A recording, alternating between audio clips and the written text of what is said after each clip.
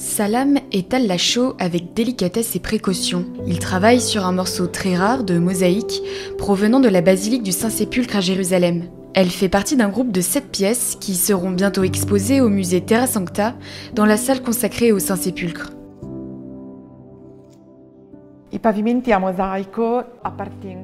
Ces sols en mosaïque appartiennent à la restauration du XIe siècle, réalisée par l'empereur byzantin Constantin Monomachus à l'intérieur de la basilique du Saint-Sépulcre.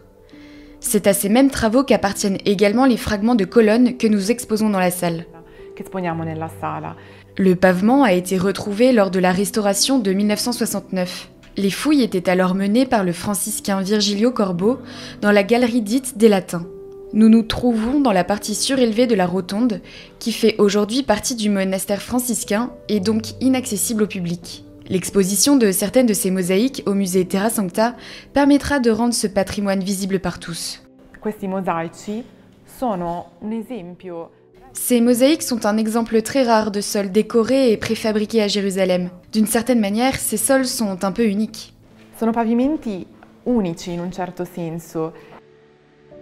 Les panneaux, une quarantaine de pièces en tout, ont été placés sur des socles en béton pour les préserver. Celles destinées au musée Terra Sancta ont été restaurées par le Mosaic Center de Jéricho, qui travaille en étroite collaboration avec la custodie de Terre Sainte. Merci à la custodie et merci à l'association Pro Terra Sancta qui nous donne l'opportunité de travailler dans les sites franciscains pour les mettre en valeur, les préserver et donner aux jeunes une chance d'apprendre. Le patrimoine culturel est non seulement un outil de développement, mais aussi un outil de dialogue.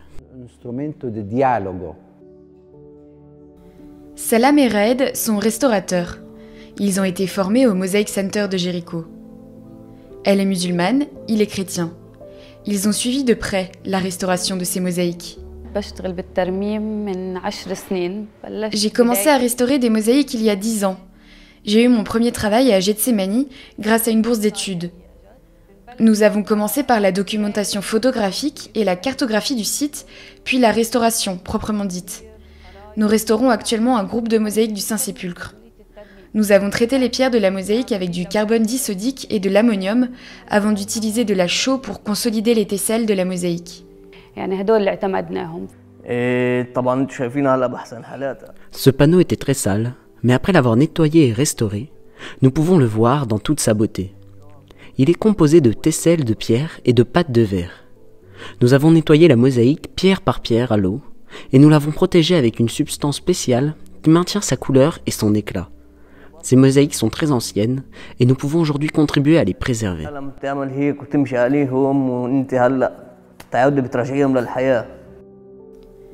Ce sont des panneaux bien spécifiques qui figureront dans l'exposition. Ils ont été choisis tant pour leur iconographie que pour leur fonctionnalité. Dans le déambulatoire, il y a des motifs décoratifs en cercle qui se répètent. Ils donnent le rythme à quelqu'un qui n'a pas besoin de s'arrêter, mais de continuer à marcher. Ailleurs, on s'arrête et on a le temps de regarder. Alors ici, on trouve les mosaïques avec les éléments figurés. Parmi les différents panneaux, il y en a un dont la décoration est particulièrement intéressante. On y voit des poissons, symbole chrétien par excellence. Il fait partie d'un ensemble plus vaste avec des animaux symbolisant l'Eucharistie. À l'issue des travaux, ces panneaux resteront exposés de manière permanente au musée Terra Sancta. Nous sommes en train de préparer plusieurs salles qui seront bientôt ouvertes. En plus des mosaïques du Saint-Sépulcre, il y aura celle du Dominus Flevit. Les salles appartiennent à l'aile du musée Terra Sancta dédiée au frère Sylvester Saller, premier directeur du musée archéologique au sanctuaire de la Flagellation. L'objectif est de les ouvrir au public d'ici la fin du mois de mars.